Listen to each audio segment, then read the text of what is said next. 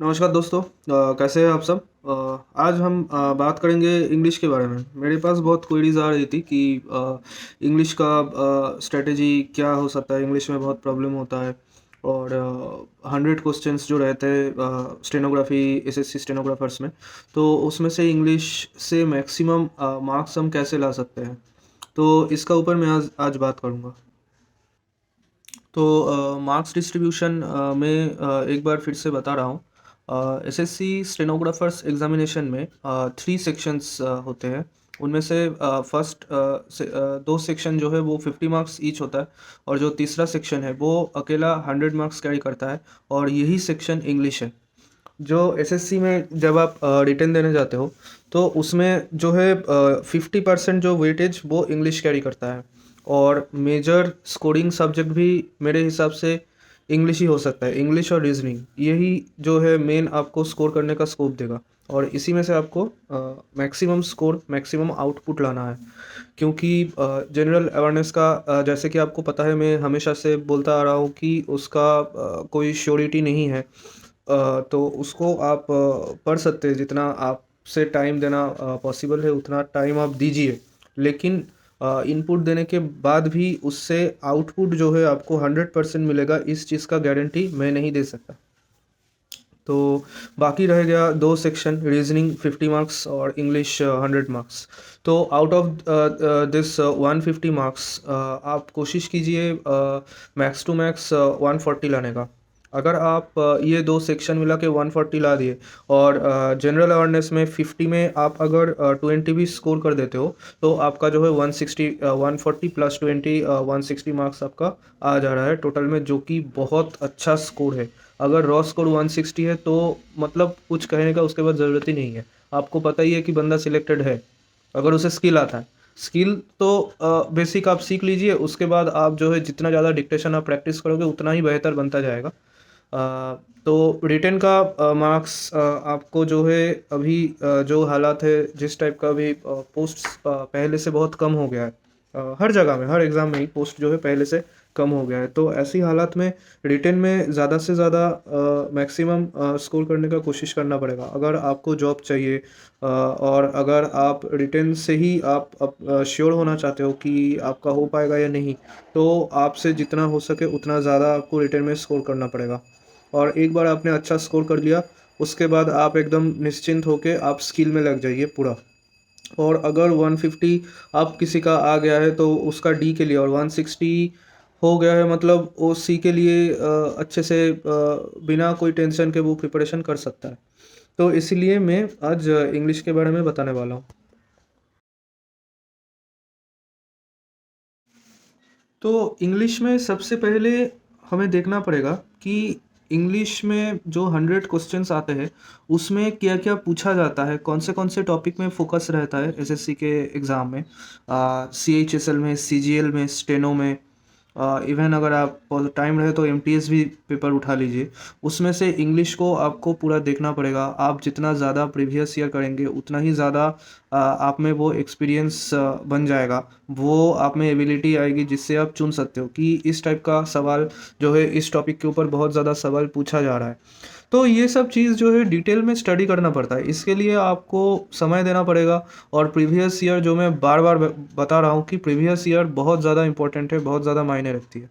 तो उसी से आपको जो है पूरा टॉपिक्स का जो सिलेबस होता है उसका भी पता चल जाएगा। क्योंकि देखिए कोई भी एग्ज़ाम में सिलेक्शन लेने का सबसे बड़ा जो इम्पोर्टेंट जो स्ट्रेटेजी का पॉइंट होता है, वो ये है कि जहाँ जहाँ से आ रहा है सिलेक्टिवली हमें पढ़ना है, सिलेक्टिवली स्टडी करना है। ये कोई स्कूल कॉलेज का एग्ज़ाम नहीं है कि आपने जो है पूरा किताब पढ़ के एकदम आप बैठ गए। इसको आपको कम्प्रिहेंसिवली स्टडी नहीं करना है।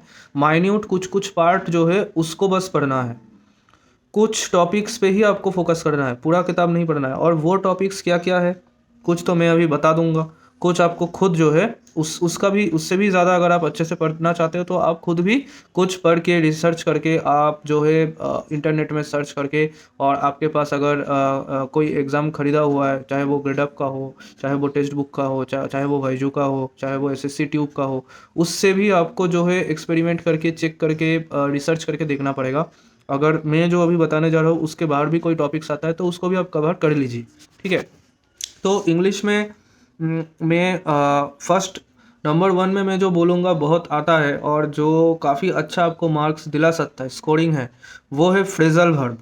फ्रेजल वर्ब एक ऐसा वर्ब है जो दो टर्म को ऐड करके बनता है। जैसे आपका हो गया get off my car, get off my car verb होता है, फ्रेजल वर्ब, नाम में ही वर्ब है तो वर्ब तो होगा ही।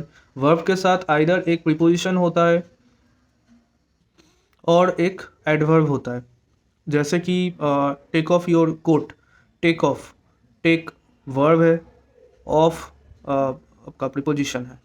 तो ऐसे करके कुछ एग्जांपल्स मैं आपको दे रहा हूँ। आप अगर देखोगे, चेक करोगे खुद तो आपको पता चलेगा कि फ्रेजल वर्ब कितना ज़्यादा इम्पोर्टेंट है। जैसे आपका हो गया ब्लो अप अ हाउस। जैसे लुधियाना में आपका कोर्ट में ब्लास्ट हुआ, उसको आप बोल सकते हैं ब्लो अप।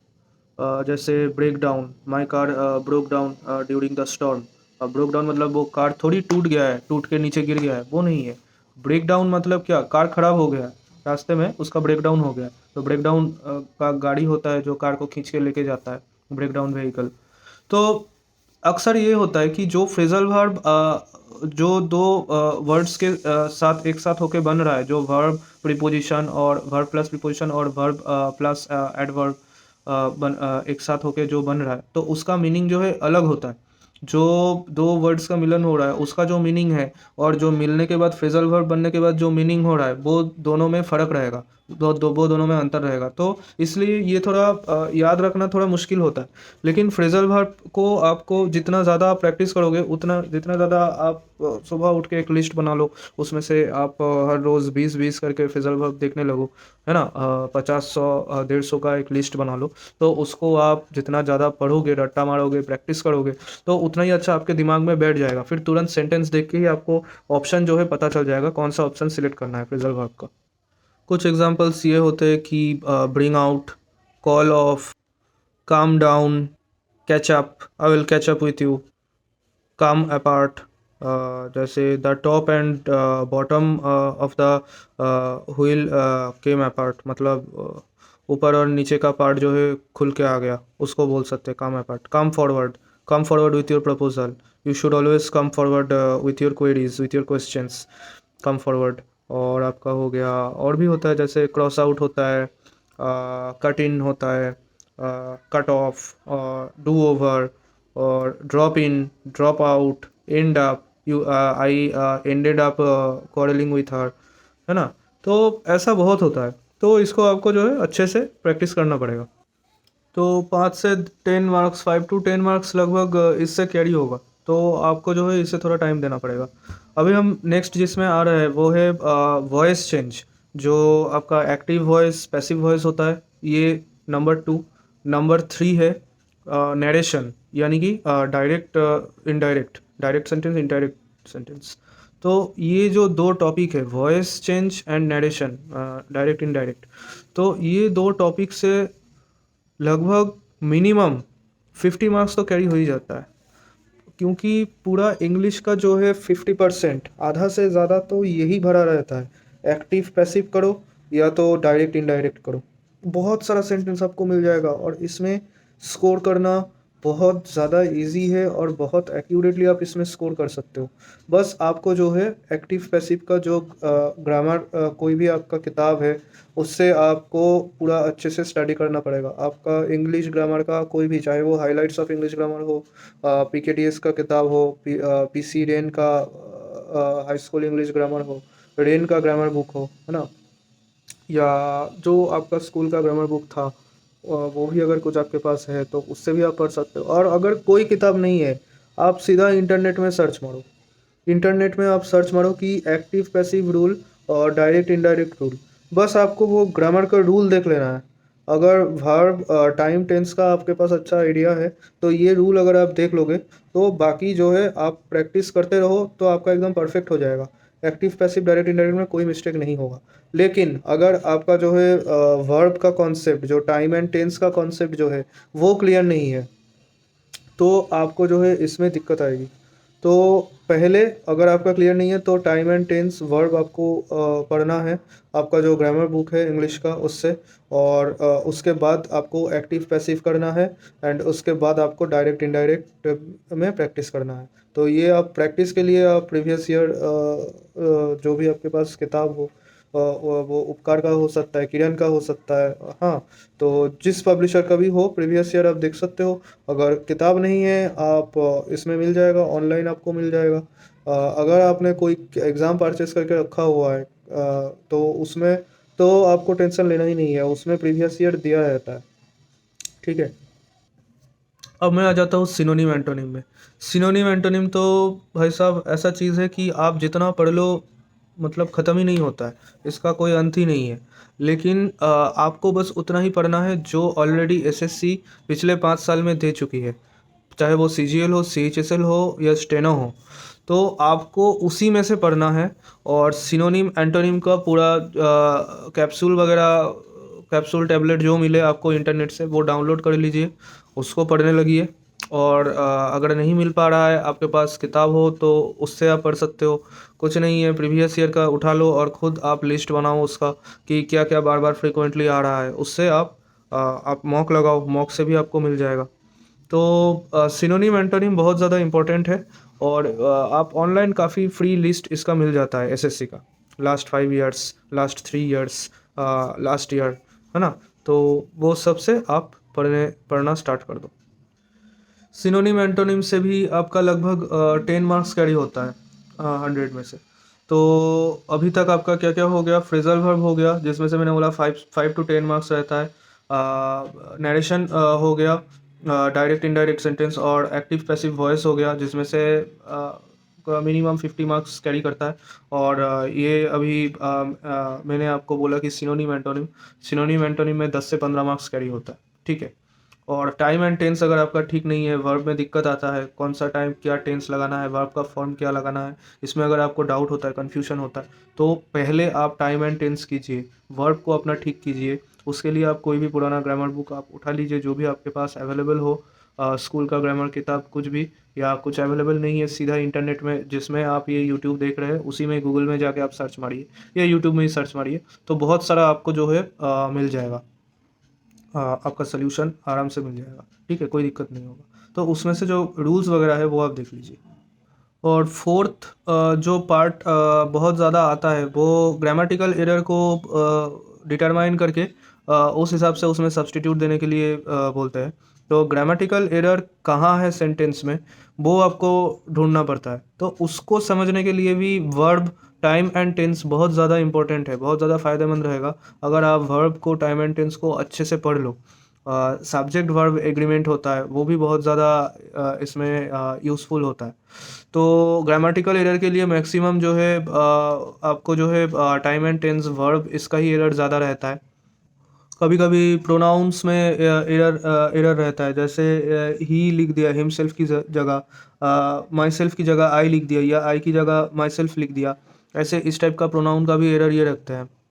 और ये जब आप वर्ब पढ़ोगे, टाइम एंड टेंस पढ़ोगे, तो उसमें जो है प्रेजेंट, पास्ट, पास्ट पार्टिसिपल, ये 3 फॉर्म का जो वर्ब होता है, इसको आप अच्छे से पूरा लिस्ट जो है आपको देख लेना है। क्योंकि बहुत बार क्या होता है ग्रामेटिकल एरर में बहुत सारा ऐसा वर्ब का फॉर्म होता है, थर्ड फॉर्म, मतलब पास्ट पार्टिसिपल फॉर्म में ईडी ऐड नहीं होता है, ईडी ऐड नहीं होता है। जैसे पुट, पुट में पुटेड नहीं होता है, पुट पुट ही होता है, ठीक है। कट कट ही होता है, कटेड नहीं होता है। तो ऐसे बहुत सारे वर्ड्स है जिसमें ईडी ऐड नहीं होगा। तो उसको आपको जो है एक्सेप्शंस अच्छे से देख लेना है, क्या क्या एक्सेप्शन है, नॉर्मल रूल से हटके जो भी है उसको आपको अच्छे से स्टडी करना है और उसको याद रखना है, दिमाग में बिठा लेना है। तभी जाके आपका इंग्लिश का मार्क्स इंक्रीज हो पाएगा और तभी जाके आपका टोटल में जो है इंग्लिश का कंट्रीब्यूशन बढ़ेगा। आपको इंग्लिश में मार्क्स इंप्रूव करना बहुत ज़्यादा ज़रूरी है अगर आप अपने मार्क्स को अबव 150 या उस हिसाब में आप लेके जाना चाहते हो। रीजनिंग तो बहुत लोग कर लेते हैं, लेकिन इंग्लिश में जो की पॉइंट्स है, जो मेन टॉपिक्स है, जिससे आ रहा है और जिससे आएगा, वो मैं आपको बता रहा हूँ ताकि आप सिस्टमेटिक वे में पढ़ाई करो। ऐसा नहीं कि पूरा इंग्लिश किताब लेके पूरा बैठ गया, पूरा शुरू से एंड तक आप पढ़ने लगे, वैसा नहीं करना है। एग्ज़ाम पास ऐसे नहीं होता है। आपको जो है सिलेक्टिवली सोच समझ के कैलकुलेट करके आपको आगे बढ़ना पड़ेगा। और डायरेक्ट इनडायरेक्ट एक्टिव पैसिव में क्वेश्चंस वाला सेंटेंस बहुत ज़्यादा प्रैक्टिस कीजिए। क्वेश्चंस वाला सेंटेंस बहुत ज़्यादा आता है, बहुत कॉमन है। और डायरेक्ट इनडायरेक्ट एक्टिव पैसिव में थोड़ा कन्फ्यूजन उसमें होता है, तो वो अच्छे से आपको जो है पढ़ना पड़ेगा। फिर और एक टॉपिक जो बहुत ज़्यादा कॉमनली आता है वो है करेक्ट ऑर्डर में सेंटेंस को अरेंज करना। 4-5 सेंटेंस जगल करके दिया रहेगा, तो उसमें से आपको ठीक से अरेंज करना है ऑर्डर वाइज। कौन सा सेंटेंस पहले आएगा पैसेज में, कौन सा उसके बाद आएगा, कौन सा तीसरे नंबर में आएगा। तो ये समझने के लिए आपको ये बहुत ज़्यादा प्रैक्टिस करना पड़ेगा। तो इसका कुछ उपाय है जो है, एक तो आप उसका मीनिंग आपको समझना पड़ेगा कि कौन सा चीज़ पहले आ रहा है, कौन सा बाद में आ रहा है। तो इसका मैं अलग से एक वीडियो बनाऊंगा सेंटेंस अरेंजमेंट के ऊपर, क्योंकि ये बहुत ज़्यादा गलती होता है, एरर हो जाता है इसमें सेंटेंस अरेंजमेंट में। तो आपको जो है बहुत ज़्यादा वो होके सतर्क होके आपको सेंटेंस अरेंजमेंट अटेम्प्ट करना है। और अगर आपको कुछ भी समझ में नहीं आ रहा है कि कौन सा पहले आएगा, कौन सा दूसरे में आएगा, आपको डाउट हो रहा है, या दो चीज़ में आपको डाउट हो रहा है कि ये फर्स्ट में आना सही रहेगा या ये सेकंड में आना सही रहेगा, तो आप वो दो सेंटेंस में पढ़ के देखिए कि कौन सा सेंटेंस किसके बारे में बोल रहा है। अगर उसमें भी आपको समझ में कुछ नहीं आता है, तो आप ऑप्शन भी एक बार चेक कर सकते हो। 4 जो ऑप्शन दिया जाता है उसमें से आप देख लो कि सेंटेंस को वो लोग कैसे अरेंज कर रहे हैं। तो उनमें से आपको 2-3 ऐसे अरेंजमेंट मिल जाएगा जो देख के आप समझ ही जाओगे जी ये गलत है, क्योंकि फर्स्ट लाइन जो आप सोच रहे हो उसके बाद उन्होंने ऑप्शन में लास्ट लाइन लिख के रखा है, तो मतलब वो ऑप्शन तो होगा ही नहीं, उसको आप पहले ही हटा दो वहाँ से। ठीक है, उसके बाद आप जो है दूसरा ऑप्शन चेक करो, उसको भी आप समझ गए कि ये भी इम्पॉसिबल है, ऐसा सेंटेंस अरेंज नहीं हो सकता है, तो उसको भी आप ऑप्शन से निकाल दो। ऐसे करके करके आप जूम इन करो वो पर्टिकुलर ऑप्शन में जो आंसर होगा, और एक दो ही पड़ा रहेगा उसमें से आप जज करके निकाल सकते हो। तो ये दो रास्ता होता है आप कोई भी क्वेश्चन सॉल्व करने का। एक रास्ता होता है सीधा मुंह आप क्वेश्चन सॉल्व करो, पूरा आगे से आप क्वेश्चन को पढ़ के उसको करने लगे, है ना, उसको समझने लगे। और दूसरा रास्ता होता है बैक डोर से, पीछे के रास्ते से आप घुसे और क्वेश्चन को सॉल्व करके निकल गए। तो वो पीछे का रास्ता जो है ये ऑप्शन होता है। ये ऑप्शंस चेक करना, उससे चूज़ करके फाइनल एक ऑप्शन में आके जो है मर्ज होना और उसको ही सिलेक्ट करना। तो ये जो होता है ये हमारा सेकंड वे भी होता है, क्योंकि फर्स्ट प्लान में अगर काम नहीं होता है प्लान ए के बाद ये प्लान बी होता है कि ऑप्शन देख के सॉल्व करो। अगर प्लान बी भी नहीं काम करता है तो मुझे लगता है कि छोड़ देना ही सबसे अच्छा डिसीजन होगा, बेस्ट डिसीजन होगा, क्योंकि नेगेटिव अवॉइड करना है। नेगेटिव आप जितना ज़्यादा अवॉइड करोगे उतना ही आपके लिए अच्छा है। और फिर उसके बाद ईडियम्स भी रहता है। ईडियम्स में आप लगभग 5 मार्क्स तक मिल जाता है ईडियम्स का क्वेश्चन। तो 5 मार्क्स के लिए आप थोड़ा सुबह उठ के ना ईडियम्स का भी रट्टा लगा लिया करो। 100-150 का जो आपको मिल जाता है टैबलेट या जो भी मिल जाता है, तो उसको आप नेट से डाउनलोड कर लो या आप जुगाड़ लगाओ। तो प्रीवियस ईयर्स का जितना भी ईडियम है सिनोनिम एंटोनिम के साथ उसको भी रट्टा लगा लो, तो आपका फ्री में यहाँ से 1 से 1 to 5 क्वेश्चन आपका सॉल्व हो जाएगा। और ईडियम्स का क्या होता है ना कि उसमें नेगेटिव्स का चांस कम होता है। आपको पता है तो पता है, नहीं पता है तो आप मत ऑप्शन क्लिक करो, छोड़ के चले जाओ, स्किप कर दो। ठीक है, तो ईडियम आप देख लो। और उसके बाद जो और एक चीज़ से बहुत ज़्यादा क्वेश्चंस आता है, लगभग 10 मार्क्स रहता है उसमें। 10 मार्क्स तो, हाँ 10 मार्क्स तो रहता ही है, वो है fill in the blanks. Fill in the blanks थोड़ा इंग्लिश में ही पैसेज रहेगा, उसमें वो ऐसा ऐसा जगह ब्लैंक कर देगा कि जहाँ आपको वर्ब लगाना है, या तो वर्ब लगाना है या एडवर्ब लगाना है, या उसमें आर्टिकल्स प्रीपोजिशंस वगैरह लगाना है ना। वर्ब का कौन सा फॉर्म आएगा, प्रेजेंट पास्ट पास्ट पार्टिसिपल, वो जगह सिर्फ खाली रखा गया है, तो उस वो भी लगाना है। तो वो आपको देख लेना है। वो ओवरऑल वर्ब अगर आप अच्छे से कर लोगे, टाइम टेंस अच्छे से कर लोगे, तो उसी से कवर हो जाएगा। अच्छा, और एक बात, ईडीएम में कोई गेस वर्क नहीं चलेगा, ठीक है, बिल्कुल गलती से भी गेस वर्क नहीं करना है। जैसे कुछ ईडियम होता है कि जैसे ये sentence, I heard it directly from horse's mouth. अब वो घोड़े के मुंह से थोड़ी वो सुना है, उसने सुना है कोई ऐसे रिलायबल सोर्स से जो डायरेक्टली इन्वॉल्व हो उस केस में, तो उसने उससे सुन लिया है, उसी को वो बोल रहा है कि ईडियम में बोल रहा है I heard it from the horse's mouth. तो आप समझ पा रहे हो कितना ज़्यादा डिफरेंट है मीनिंग ईडियम से। ईडियम का लिटरल मीनिंग और एक्चुअल मीनिंग में बहुत डिफरेंस है। तो आपको कभी भी गेस वर्क नहीं करना है, ईडियम भी रट्टा लगाना है, सिनोनिम एंटोनिम भी रट्टा लगाना है। अब जो बाकी रह गया वो है अनसीन। अनसीन मतलब reading comprehension. Reading comprehension part ऐसा है, इसके बारे में मैं पहले भी बात कर चुका हूँ।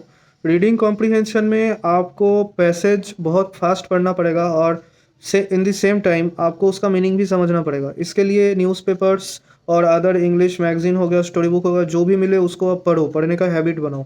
क्योंकि रीडिंग कॉम्प्रीहेंशन आप तभी बहुत अच्छे से कर पाएंगे जब आपका पढ़ने का हैबिट बहुत अच्छा है और आप यूजुअली आप पढ़ते हो।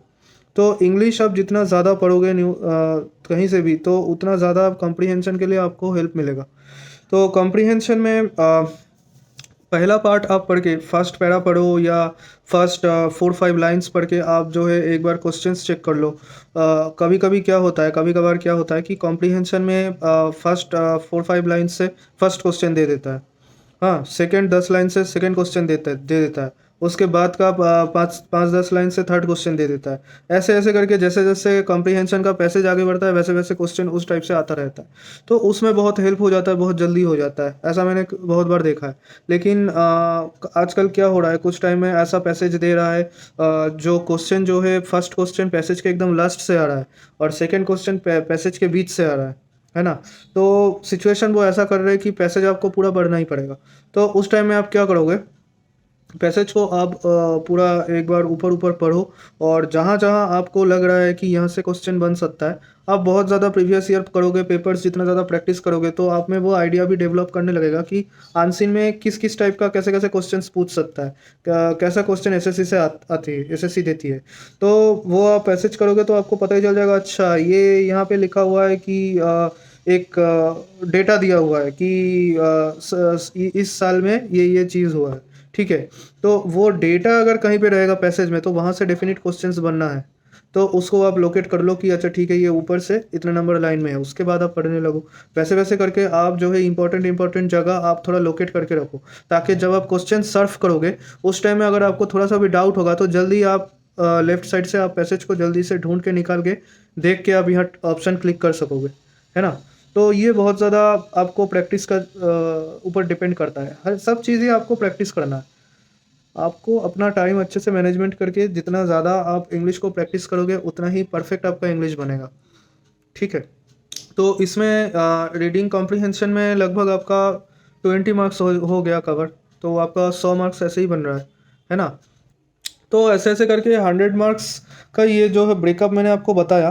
तो ऐसा नहीं कि ये ब्रेकअप पूरा फिक्स्ड है, कभी कभी वेटेज जो है कुछ दूसरे चैप्टर में ज़्यादा मिल जाता है ना। कभी ईडियम में ज़्यादा वेटेज आ गया, सिनोनिम एंटोनिम कम आया, कभी सिनोनिम एंटोनिम बहुत ज़्यादा आया, जम्बल्ड सेंटेंस 10 की जगह 5 आ गए। लेकिन रीडिंग कॉम्प्रीहेंशन जो है वो हमेशा 10-10 20 क्वेश्चन लगभग रहेंगे ही उसमें। और subject verb agreement, voice change, narration change, direct indirect, है ना। तो ये अप डाउन होता रहता है लेकिन ज़्यादातर ये सभी रहता है। तो इसको आप ओवरऑल स्टडी करके जाओगे तो आपका इंग्लिश में आउट ऑफ 190 अबव तो रहेगा ही, क्योंकि काटने का जगह बहुत कम है। आप इतना पढ़ के जा रहे हो और जो आप उसमें क्लिक करोगे एक्यूरेसी के साथ क्लिक कर रहे हो तो उसमें नेगेटिव भी कम होगा, ठीक है।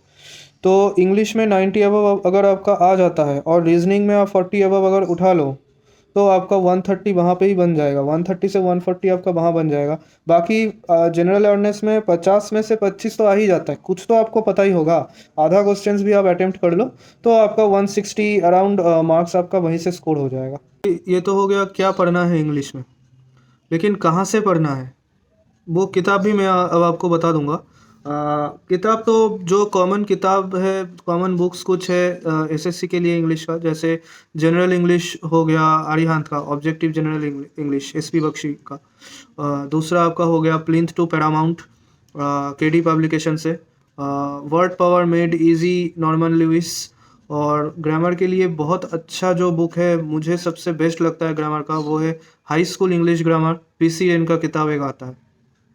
पब्लिशर मुझे अभी याद नहीं आ रहा है, लेकिन वही है पीसीएन का high school English grammar, red colour का किताब है, बहुत अच्छे से उसमें ग्रामर जो है दिया हुआ है।